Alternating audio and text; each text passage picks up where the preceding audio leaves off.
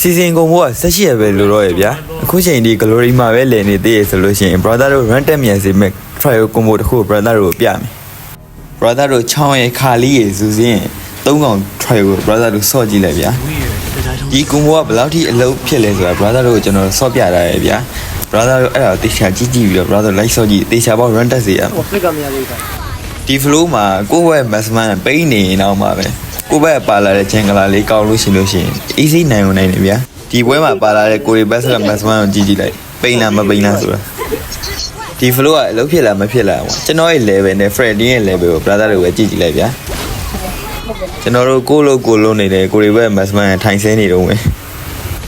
ကိုရီဘက်ကအာလီတောင်လုပ်ပြီးတော့ကိုယ့်ဘက် channel player လေးရဲ့လည်းကောင်းတာဒီ channel player လေး easily service ထွက်သွားတယ်ဗျာbrother တို့ run တက်ချင်တယ်ဆိုလို့ရှိရင်ကိုလုံးရမယ့်အလုပ်လားကိုယ့်ကိုအယုံဆိုင်ပြီးလုပ်သွားလိုက်အဲ့ဒါဆို easily နိုင်သွားလိမ့်မယ်ပြန်ချင်းလည်းပြန်ကျွန်တော်တို့ကိုလိုကိုပြတဲ့ pattern မှာ maximum နဲ့မေးကိုပဲရွေးပြီးတော့ကန်ချားကောင်တွေကိုကျွန်တော်ဒီအရင်ပဲ spell လေး1 2လောက်ပဲပေးပြီးတော့ပဲ pattern လိုက်ဆိုင်ပေးလို့ပဲရှိရလက်ရှိမှာ brother တို့ဘယ် combo လေးနဲ့ run နေတင်နေကြလဲဗျာ brother တို့အကြိမ်လုံးဖြစ်တဲ့ combo လေးတွေကျွန်တော်မှန်းခဲ့ပြီဗျာကျွန်တော်ကောက်လေး follow လေးလုပ်ပြီးအားပေးခဲ့ကြပါဦးလို့အားလုံးပဲကျေးဇူးအများကြီးတင်ပါသည်